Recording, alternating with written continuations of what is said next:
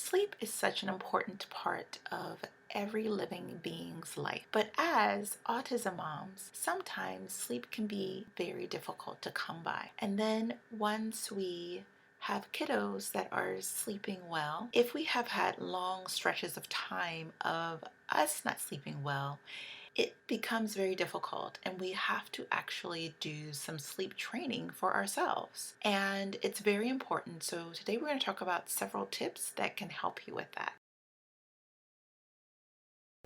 Hey there, mamas. Welcome to the Mom Care Coach podcast. And I am your host, Victoria Matea. I am a certified life and health coach, certified international counselor, and also a homeschooling autism mom and former autism clinic director. I know that you are struggling with holding healthy boundaries around time management, constantly getting less than adequate sleep, and managing deep exhaustion and overwhelm. And you are praying to find a way to have more energy throughout your day. Well, friend, you have come to the right place. In this show, we will talk about how you can guide yourself through a process of self-care strategies that will lead you to the health solutions that you as an autism mom have been searching for, and how providing for your 4 intentional needs, sleep, movement, nutrition, and mindset, can help you avoid burnout. So grab this morning's leftover matcha or pour another cup of your homemade kombucha and pull up a chair and let's have a chat on how these health solutions can change your life. One more thing, would you like to know more about the online coaching services and health bundles that I offer? If so, please do not hesitate to reach out. My email is mindfulwellnessforautismmoms@gmail.com. Again, mindfulwellnessforautismmoms@gmail.com. And of course, it's also listed in the show notes. Thank you, and I look forward to hearing from you. Now on with our show.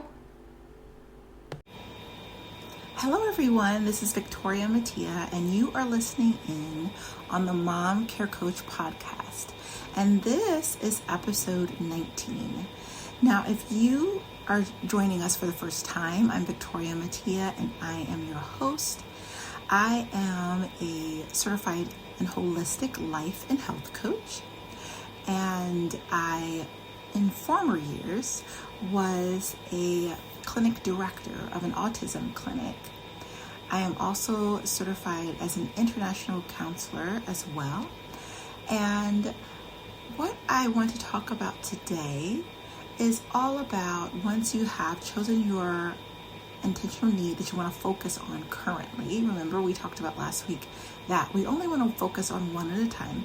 Once you've chosen the one you want to work on first, then we want to think of the different areas that this one intentional need can help us with. Because how you do anything is how you do everything. And what you will notice is that once you focus on this particular intentional need, you will find incredible gains throughout your life in all the different areas of your life. Because each intentional need builds upon each other. Because remember, this intentional need is an anchor that will get you to the goals that you are working towards. So if this is your first time, I'm going to review it really quickly. Your 4 intentional needs are mindset, movement, nutrition, and sleep. So those are the anchors. So if you're thinking about sleep, that intentional need is anchoring you to your goal of having restorative rest, okay? So the next intentional need is mindset, and that anchors you to having a calm mind. And then nutrition is your next anchor, and that is tethering you to having a nourished body. And sleep is your anchor, which is your last intentional need. That was restorative rest. So the next one would be movement, which is tethering you to having joyful movement. all of these are leading you to the goals that you want to have. Just like if you were on a road and you were following your GPS, eventually you're going to get to the street or the path or the destination rather, that your GPS has already determined that you're going to go. So you just have to stay on that road, stay on that path, and you will eventually get there. So today I am going to start on sleep, okay, for the intentional need that we want to talk about today.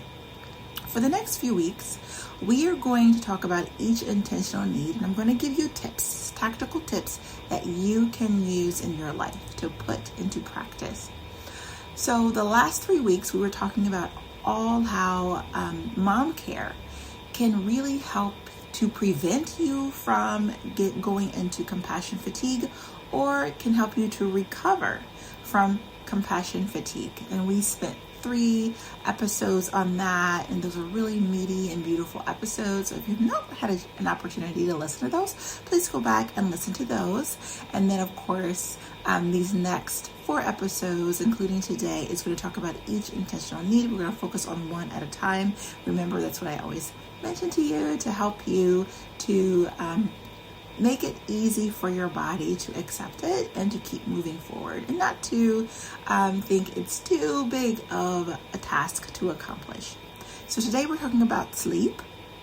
So our one big idea is that sleep is possible for you when you put into practice certain schedules, mindsets, and systems that is going to help you create a foundation that will get you eventually to your restorative rest. Okay, so when we're talking about sleep, we want to start with the end in mind. Okay, and when we think about sleep and having that eventual restorative rest, we don't start at night. We actually should start at the beginning of the day, setting up your day. Thinking about at what time you're going to turn off the blue light from your laptop or your mobile phone or your iPads. What time do you want to do that? Also, are you able to get some vitamin D in the morning? Within the first 20 minutes, science has shown that if we are able to get sunshine on our skin, it can actually help with melatonin production. It can help with balancing those circadian rhythms. That is going to help you later on in the day when you're actually trying to prepare for sleep. So that first tactical is that getting sunshine within 20 minutes of you waking up. We want to also make sure that in the day we are thinking about what time we're going to stop having caffeine. So at a certain point of the day, usually after 12 o'clock, we don't want to have caffeine. So if sleep is an issue for you, if that is the intentional need that you're wanting to start with, then we want to think about these tacticals. Now, you may be a person like I was a few years ago where I was taking all kinds of caffeine. What I would do, I would have energy drinks, healthy energy drinks, but they were caffeinated energy drinks throughout the day. I would also have a gallon of green tea a day. Green tea is good, but a gallon is too much for our body and our adrenal glands.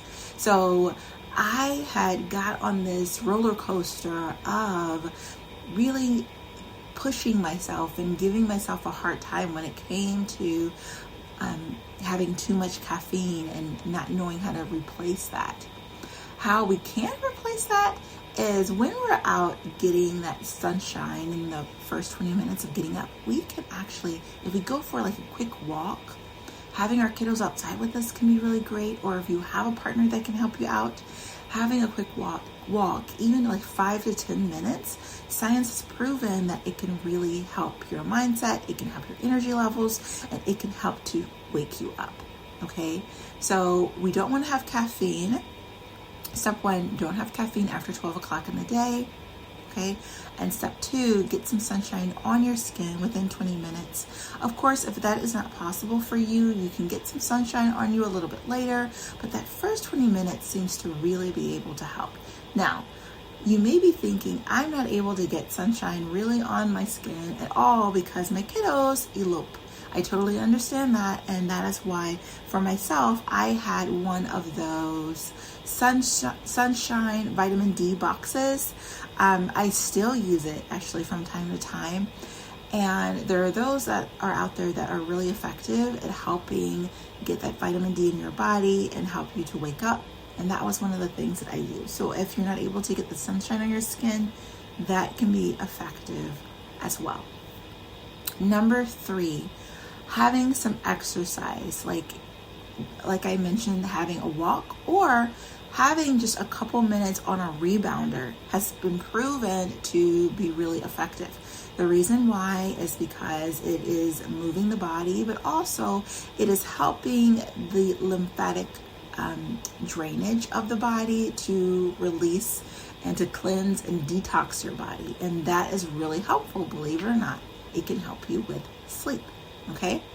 Number 4, we want to think about the food that we're eating. Can you see how when you're focusing on one intentional need, then it's going to help you actually become more well-rounded when it comes to even focusing on the other intentional needs. They all build on each other.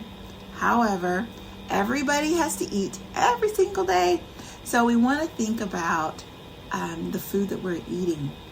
Is it nutrient dense? Is it able to fill you up? Is it low in sugar? Is it high in protein and healthy fats? These are the things that we're wanting to consider, okay? So those are 4 tips that can be really super effective when you are focusing on sleep. Now, I want to talk about what you can do as the day is winding down.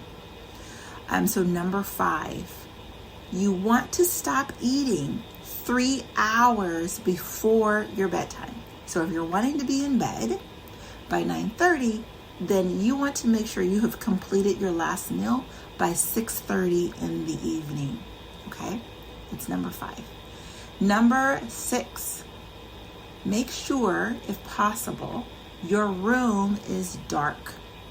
If you have blinds and a little bit of light is still coming in, then you can get some of those blackout curtains rather, that it's going to help to make sure that the room is really, really dark. Also wearing one of those silk eye masks, those can be very effective.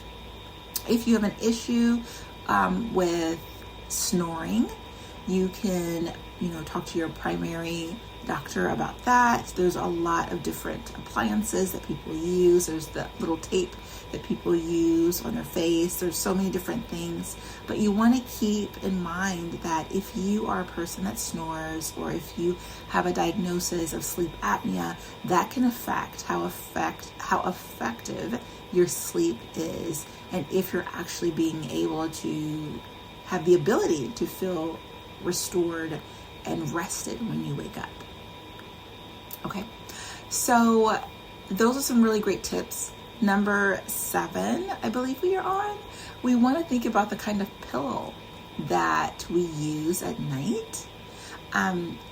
If you go to a chiropractor, they have really great pillows as an option, and they're usually pretty inexpensive compared to other specialized pillows. That's one tip that you can think about. And then also tip number 8, I want to focus on lighting. So when you are thinking about you're getting ready to go to bed, within that last hour, so let's say going back to the bedtime, if it's 9:30, you've had your last meal completed by 6:30, and then after that, you want to minimize the blue light. Really, you actually want to eliminate it by 2 hours, 1 to 2 hours of the bedtime. So that means no more iPads, mobile phones, laptops, no more of that by 8:30. Okay, so that gives you an hour. Ideally, you really want 2 hours, but if that's not possible, at the very latest, you want to have the last hour before you go to bed, with no blue lights. And then number 9, something that's really amazing is that if you have the ability to dim your lights before you go to bed. So if you have dimmers on your lights, or if you can use Himalayan salt lamps, that can actually help to prepare your body so that it can be easier for you to go to sleep. And then I think I'm on number 10. Number 10, you can use some supplements that can be helpful for sleep. You can also drink teas that can be really helpful for sleep. These kinds of things can be really helpful. And then also wearing comfortable pajamas, having comfortable bedding and sheets, having a heavy blanket. Now I know that's more than 10, but I'm putting that in the same category. Using a heavy blanket can also be really effective for sleep. So those are my top 10 tips that can be really effective when you are trying to create really good sleep hygiene. Understand, give yourself grace, because it is not something that happens overnight. Rewiring your circadian rhythms and making sure that your body is able to use the melatonin and the vitamin D that you're getting from the sunshine, or supplementation, or your sunshine box, however you're doing that. These things do take time, but once you have that schedule in place, it can be really effective for you to be on that path of getting restorative rest. So I hope that this has been really helpful for you. Also, do not forget, if you are wanting more support, more one-on-one support through coaching, I am happy to help you with that. You can email me. My email is in the description box, so that you can get that one-on-one coaching to help you with any of these 4 intentional needs. As I said before, I am a certified life and health coach. I help people holistically. So if this is something you're interested in, or you have questions or wanting more support, I am here to help you. Thank you so much for listening in, and I look forward to giving you another episode and some tips for next time. Thank you for listening to my mom's podcast. Don't forget to follow and leave a review.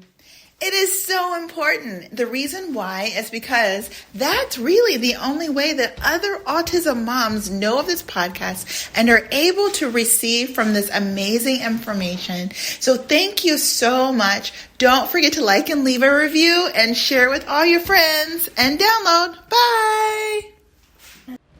Thank you so very much for listening in. If you have learned something new today, or have been blessed by this show in any way, please share it with a friend. And don't forget to head over to iTunes and leave a 5-star review. And feel free to take a screenshot and tag me on Instagram, and I will tag you back. Thank you, and be well.